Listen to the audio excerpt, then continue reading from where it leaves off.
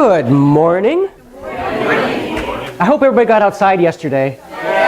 Oh my goodness. I'm sorry, people on YouTube back east. It was 67 degrees here yesterday. Wow, go figure. That was a new record. So how cool is that? We do have a couple of patron saints by the name of George Carlin and John Lennon. And John said something like, "Why in the world are we here? Surely not to live in pain and fear.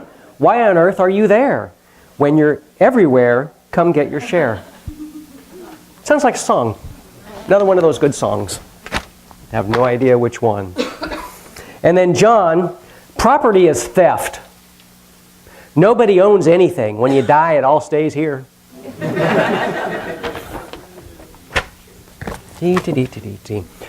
Christopher, a kind of an update on Christopher. He went to the hospital again this week, was there for a few days, and then they sent him home. He's on a PICC now. So he has a bag he gets to walk around with. Great fun, but at least he's home. So, chocolate syrup was used for the blood in the famous 45-second shower scene in Alfred Hitchcock's movie Psycho. The scene actually took 7 days to shoot. Have warm chocolate running all over you. Just stop and think about that. Wouldn't be so bad, maybe. I don't know. And of course, the movie was black and white, so it didn't matter what color the chocolate was. Down to brass tacks. Ever wonder where that one came from? I'm not going to tell you. Yes, I will. Early dry goods stores sold piece goods by the yard, and merchants found it convenient to put tacks at the edge of the counter to indicate a yard, half yard, quarter yard. Only brass tacks resisted rust and remained clearly visible. The custom of putting price tags on merchandise did not become popular until the mid-1800s, so the housewives had to inquire about the price of an article. If she thought it was too high, she would haggle in an attempt to get a reduction. After selecting several pieces of cloth, a woman would argue until a price was reached. All the haggling in the world made no sales, though. Only when the cloth actually went down on the counter alongside the brass tacks was any business transacted. So, now you know.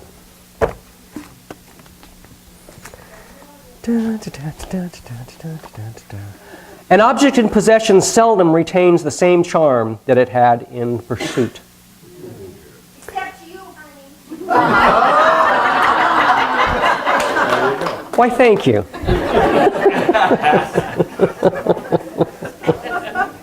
And no, she has no idea what I'm going to be reading up here, so that was not rehearsed. The applause of a single human being is of great consequence.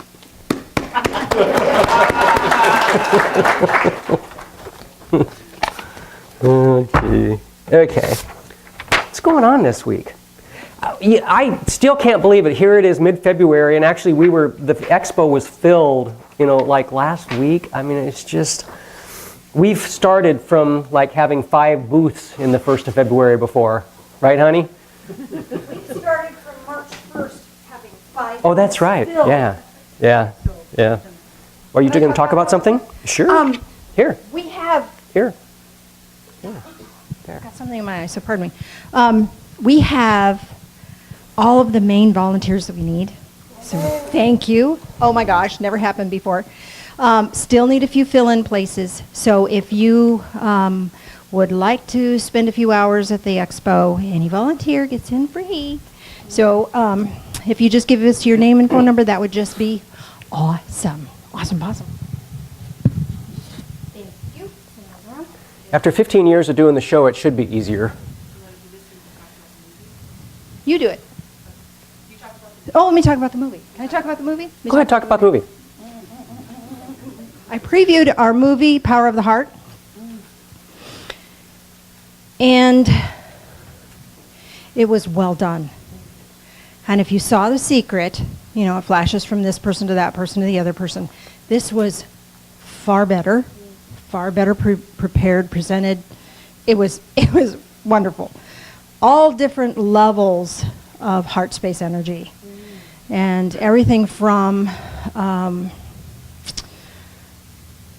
the mechanics, the energetic, electrical impulses of the heart and the science of it, through relationships, through forgiveness, through all kinds of things. and the metaphysical aspects. So highly, highly, highly recommended. We're going to have that next week. So after services, we're going to have a potluck.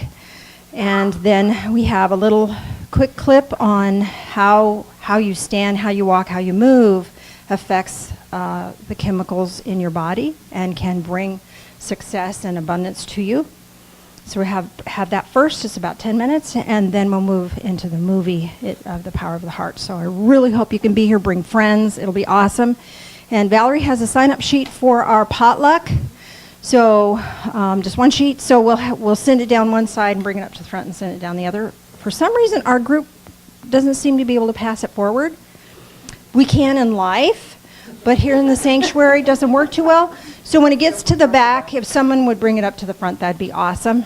Anything else you want to talk about? I just wanted to show, on there I have it set up so that it's got columns, main dish, salad, and desserts. I made it a little bit easier for everybody so you can kind of, you don't have to sit there, oh, what do I want to bring?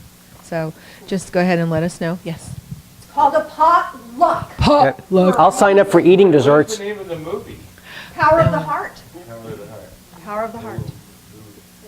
The same people that did The Secret. Really? Yeah. Yeah. Okay. Oh, yeah. Next? Okay. Qigong, of course, we start the second service of the month with Qigong. Now we start actually every service with Qigong. What I was thinking, though, is the oneness blessing. I'm still looking through kind of a sea of schnot, so I'm trying to get over this cold or whatever the heck it was. So, yep, it's one of those graphics that everyone can appreciate, or at least understands. So, yeah, the oneness blessing is started every second Tuesday, and then also we end. Sunday. Do you want to say something about it, since I can't seem to talk?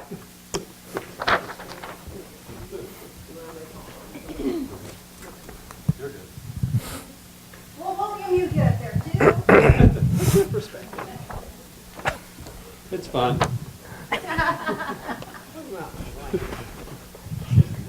Okay, so we forgot our music, so it's you get what you get today. It was developed in India. There are two avatars who actually started it and grounded the energy for it. And there's a book out there called Awakening to Oneness, and you can look that up and go out, Oneness Movement and .org, I think it is, and you can look on the internet and see all kinds of stuff about it. But we do it here, and simply it's to poke a hole in the wall of your mind that separates you, that we all have developed, that separates us from all that is, from the understanding of the oneness that we are. And that's what it does. And Sandra and I, we don't do anything to you. We are simply a hole in the flute that the energy flows through. That's it. So, and there's no right or wrong way to experience it. So, come back and see what happens. And it takes about 1 or 2 minutes. We just put hands on your head and with the conduit, and it just takes a few minutes. The oneness blessing is to open us up, of course, to the loving of the oneness that we are. And this morning, maybe we could experience that oneness of love and direct it to William. It's his birthday.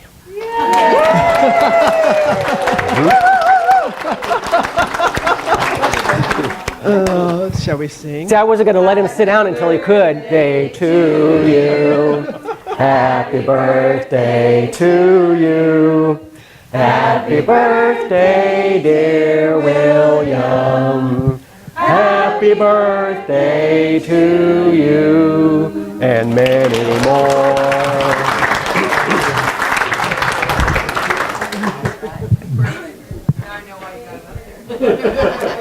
Yeah, it was just an accident.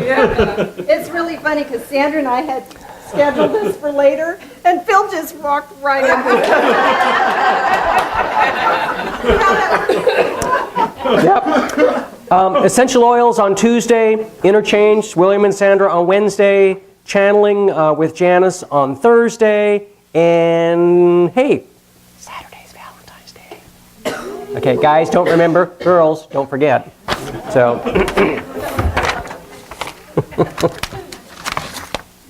okay. Earth is the insane asylum of the universe.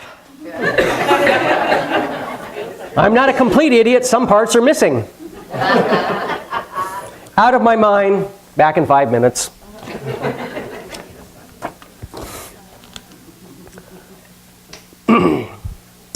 Hard work pays off in the future. Laziness pays off now. I intend to live forever. So far, so good. If Barbie was so popular, why do you have to buy her friends? I don't know. I never thought of that. Lady goes to the bar on a cruise ship and orders a scotch with 2 drops of water. As the bartender gives her a drink, she says, "I'm on this cruise to celebrate my 70th birthday, and it's today." The bartender says, "Well, since it's your birthday, I'll buy you a drink. In fact, this one's on me." As the woman finishes her drink, the woman next to her says, "I'd like to buy you a drink too." The old woman says, "Thank you, bartender. I want a scotch with 2 drops of water." Coming up, says the bartender. As she finishes that drink, the man on her left says, "I'd like to buy you one too." The woman says, "Bartender, I'll have another scotch and 2 drops of water."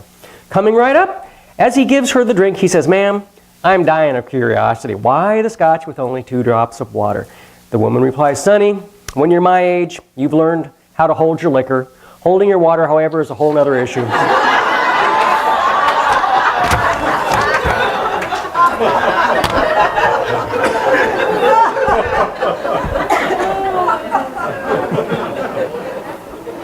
Can I give you an update on Debbie Johnson? Yeah.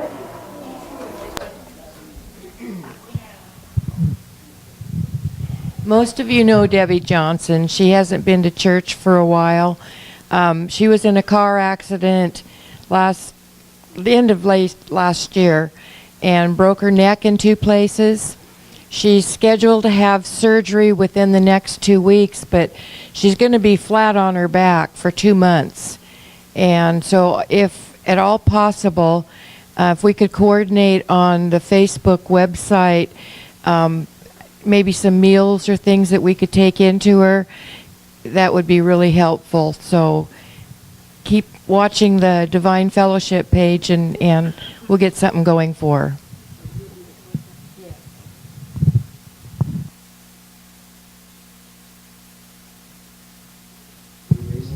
I think she lives by the Richland Y.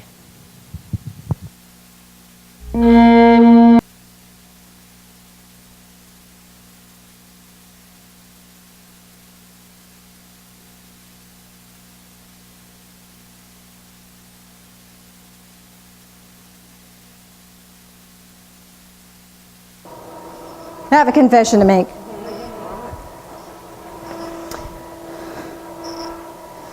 I was told there is such a thing as an electric whiteboard, that whatever you put on the whiteboard then can be saved as a document. I've been lusting after that. So maybe someday. Anyway, good morning. After 3 days in pajamas with a touch of the flu, it is really nice to be here and feeling up and alive. Let me just behold you for a moment. I just want to acknowledge that you're here, that you're present.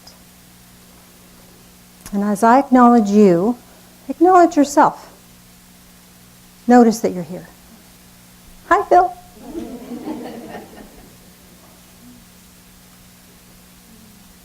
We forget. We forget we're here. Get all caught up in what we should do, have to do, got to do. Shoulda, coulda, woulda, oughta, gotta, must, have to, always, and never. Do you know why I know that so well? I used to live that really well. One more moment here.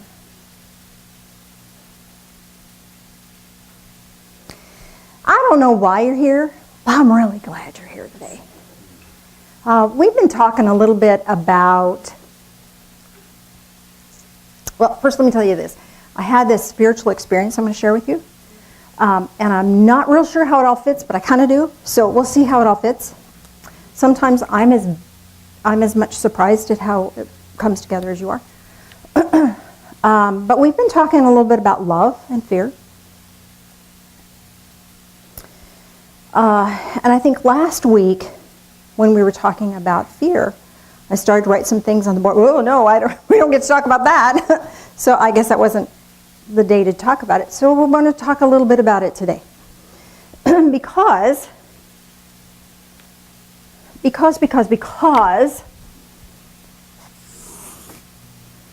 if we look at fear and we look at love, we notice some things. How fear reacts to life circumstances is very different than how love reacts to life circumstances. How does fear react to loss of a job? Despair, panic, distress, anger, helplessness, hopelessness. I think that's an H. Confusion, worthlessness. Gee, have you been there before?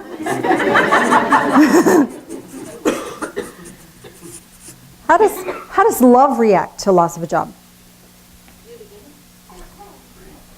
Free! New beginnings! What was the other one?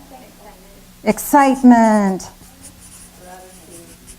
Gratitude. Opportunity. Growth. Oh, rest. Somebody said rest. I didn't get that down. Open. Trust and faith. Anticipation. Okay, we could go on and on and on. And I find it interesting, don't you, that when we experience a situation, we go here first.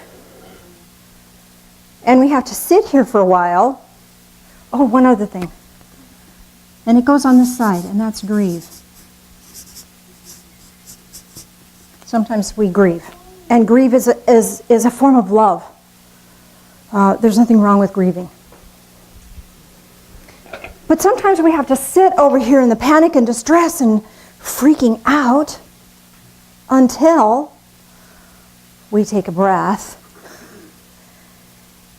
And then we can shift and move into a different mindset, a different perspective.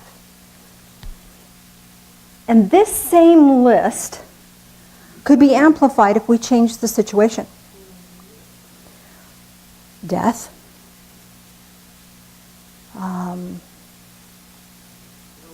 illness, divorce.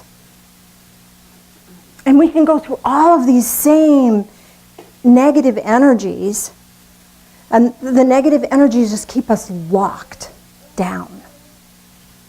And when we move into the loving energy, this opens us up. It's a long journey from here to here.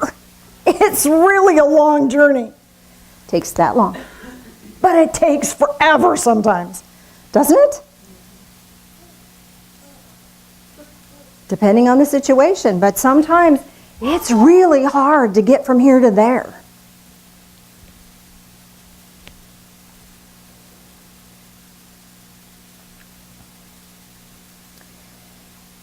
Now we're told in the good book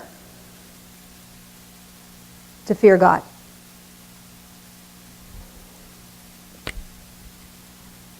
And we're also told God is love. And perfect love casts out fear. I'm so confused. The Bible just doesn't work for me. Okay. Now here's the deal. there are more than one kind of, and let's face it, sometimes we feel this about God, don't we? Despair, panic, distress, anger, helplessness, hopelessness, confusion, worthlessness, frustration. Doesn't that sound familiar? And sometimes we feel love about God. Here's the deal. There's more than one kind of love. What kind of love? What are the kinds of love? Agape, which is God's love, God-like love, which means it is a love that has safe boundaries. It is a love that is supporting and caring and encouraging and strengthening and can kick our butt sometimes in a positive way. More on that. What other kind of love is there? Romantic. What would life be without that, honey? And that's Eros. And what else? Unconditional. Well, that's God-like love. That's that God love. Friendship.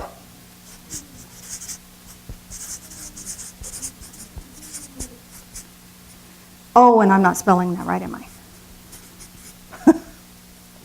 Figure that out. Altruistic. That's the agape. All aspects of that. Family. And I can't remember the name for that. I think there's a Greek name for that. Anyway. That's the Eros. So, by the same token, there's more than one kind of fear. Oops. Now, back to this. When the writers of the Bible were writing, they had all these other words for love, and we have one word for love. Same thing happens with fear. We have one word for it, fear. But it really has different aspects. One is terror. And the other, that has been translated to the word fear, actually is awe plus respect.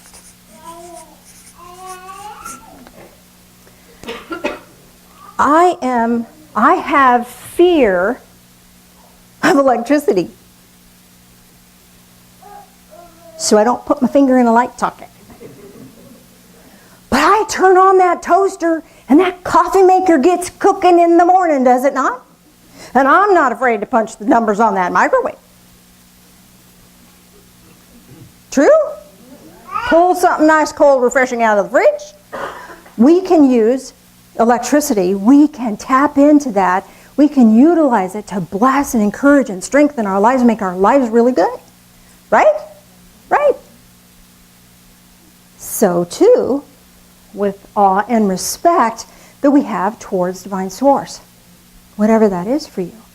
If we have terror, we get locked over here. Doesn't work. See,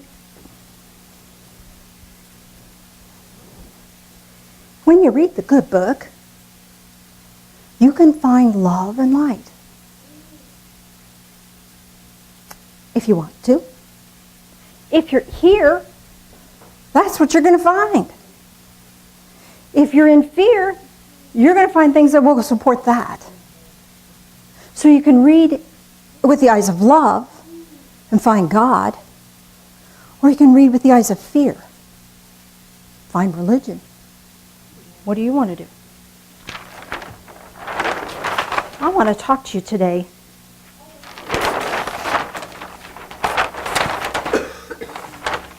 about this awe and respect. Because you know, I think that's tricky. And I think that tricky stuff is what makes the journey between terror and love either easy or difficult. So this is where my spiritual experience came in. Like I say, I was sick. I was sick this week. Fortunately, it wasn't as bad as it could have been, so thank you. But I was laying in bed and I thought, oh man, this is just not good. So you can open your hand and receive energy from divine source, from plants around you. They'll feed you energy. And so the way I was laying in bed, I put one hand on my solar plexus and one hand open. And I just kind of reached out to the plant life around that is right now, at the moment, mostly dormant. There's some things starting to pop through. And I asked if there was any energy to come to me. Oh my gosh, be careful what you ask for. As I was laying there, we have these two big, huge blue spruce. And I really thought I was going to tap into their energy because they're always green, evergreen. So I figured, they had some power still this time of year. And no, I tapped into the dawn redwood that we have. Now, dawn redwood, is a tree that has been around since the beginning of time, since primordial days. It's a very interesting tree. It's a deciduous conifer. So it has needles, pine needles, but it sheds them in the fall. And in the spring, when it opens up, the little budlets come out, and then it unfolds kind of like a fern. And all these things so it unfolds. And then in the fall, it turns this beautiful rust color, and then sheds its leaves. So I found myself at the top of this tree. Now, I'm afraid of heights. How tall do you think that tree is, Phil? 40, 50 feet. So my awareness is at the top of this tree. And I'm like a little on the freaking outside saying, oh man, this is just crazy. And I heard or felt or experienced this voice. And it was masculine. And it said, kind of greeted me. And from this perspective, I could see my house. And I could see through the house to me laying in bed. And the energy flowing between me and this tree. And right back into my body. I went, oh man, that's really cool. And I said, so tree, do you my mother loved you. Do you know that? So back up into the tree. And showed me a picture of my mother tending this tree, which was really awesome. And then it said, and I remember your dad fixing the sprinklers underneath my roots because he cared. And he said, he showed me Phil, and he said, and Phil has done the same for me. And I have such gratitude for that. And I thought, back into my body. I thought, oh my goodness, that is really powerful. That is really powerful. Back up into the tree. And he said, I don't need the water.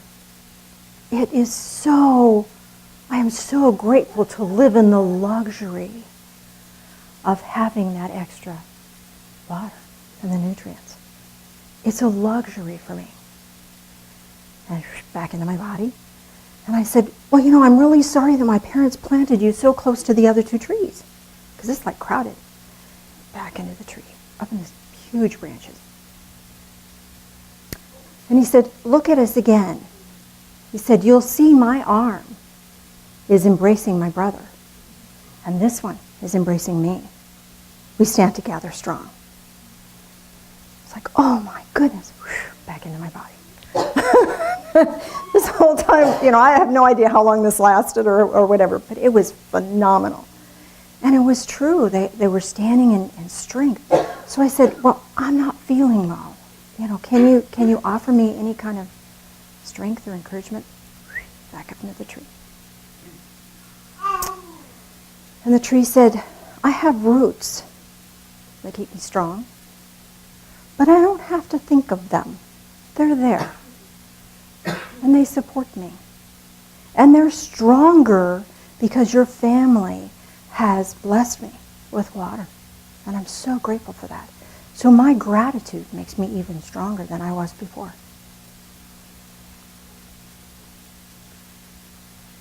And I asked, well, what could I do now? So back into my body.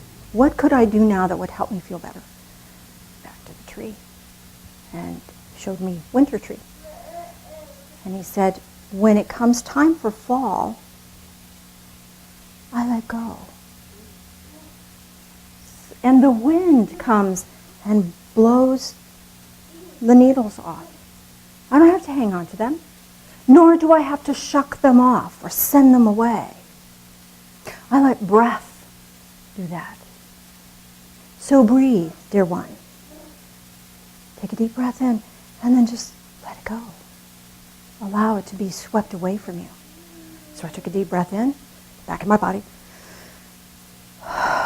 and I could just feel things that I didn't need to carry, didn't need to worry about, didn't need to be concerned about. Just got to be. And they were just swept away. Then I said, is there anything else I need to know?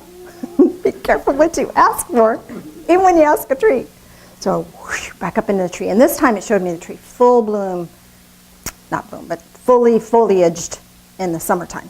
And this particular tree will have light yellow sections and this dark green section. And of course, I was way at the top. And it said, much has been asked of you, and much more will be asked of you. Back into my body. Well, crud. Back to the tree. The tree said, you misheard me. Much will be asked of you. Nothing is expected of you.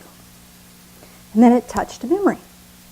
And I was taken back to when I was a visual therapist. And as a visual therapist, I had this one particular client that this tree brought my memory to. And he had been a paraglider and had a terrible accident. One of the lines got caught and plummeted, and so it was a crushing accident. And he was able to walk and talk and getting a lot of his body back, but he had double vision, and it gave him headaches and made him cranky and all that sort of thing. So the doctor I was working with, he said, okay, here's the protocol. You know what you need to do. Go do it. So I knew he was capable of this. And he was here. And so I said, try that. And well, I don't know if I can do that. Well, let's try. And he did. And sometimes he'd exceed that. And he'd do better. And then I'd push him a little bit more, and he'd do a little bit better. And it was a 10-week session, 10-week series, and he came in like 3 times a week for 10 weeks. Halfway through, the doctor comes in. Sorry, didn't mean to have an attitude, but doctor came in and wanted to take a look. And the doctor pushed him to the max. Well, you can do this, and pushed him. So the next time he came in, he was back down here. And the doctor came in and said, I don't know what's going on. You know what you're doing. You just do it. You're getting progress. I don't understand it. It shouldn't work, but go ahead. So I took him back, and rapidly we jumped back up. And when he came back up through the ranks, he did it much more quickly, much more efficiently, and he did even better. So at the end of 10 weeks, his double vision was corrected. He could walk and think and no headaches, and it was a beautiful thing to see, wonderful thing to see. And so I asked the tree, why are you bringing that to my attention? And the tree, back to the heights of the tree. And the tree said, because that's what it is with you. And so it is with others that you know. You're already capable of so much. You just don't know you are. So more will be asked of you, but not more than you can do. And if you really put your heart into it, you can do even more than is asked. So back to my body, I said, okay, but what do I need to do now to prepare for that? The tree takes me back up. It is our time to be dormant as trees. We're dormant. And it is right now while you're sick is your time to be dormant. Doesn't mean dead. Doesn't mean that you're not serving a purpose. But it means you're restoring your inner core. You're restoring your reserves. And when your reserves come, then the sun comes out a little bit more every day. And this is what it feels like for me. It's a tree. Sun comes out, and I open to it. Dun, dun, dun, dun. Love it. And as I open to it, more sun comes. And as I open to it, more sun comes. And then the fronds unfurl and the pine needles grow. And then they flourish. And that's so it will be with you. So it will be with you. So being in a place of allow. Being in this place of willingness. Being in this place of letting the light nourish you. You have everything you need right now to be everything you need to be. Just not time yet. But be willing, and as the daylight shines brighter and brighter, you will reach that energy, and you will really unfold, and it will be amazing. Next thing I know, I was brought back into my body, and there was an angel there. And it was the angel of trust. Let me share with you what I was drawn to about trust. Proverbs. Chapter 3. Do not let kindness and truth leave you. Bind them on your neck and write them on the tablet of your heart. So you will find favor and good repute in the sight of God and man. Trust in the Lord with all of your heart. And do not lean on your own understanding. Hold that thought.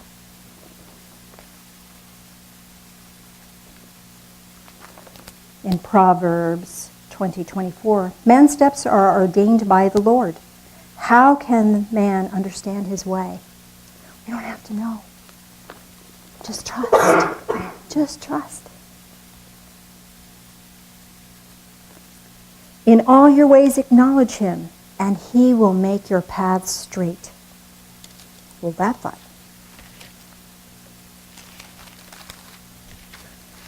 Proverbs 4:18. But the path of the righteous is like the light of dawn that shines brighter and brighter until the full day. If we're in a place where we're standing in the dusk and we don't know, keep walking in trust. Do not be wise in your own eyes. Fear the Lord and turn away from evil, and it will be healing to your body and refreshment to your bones. And you can't get there in a place of terror. Having awe and respect. Awe of, look what love and light will do for me, for you, for us. We don't want to stand out and get a sunburn. At the same time, we don't have to be afraid of the sun.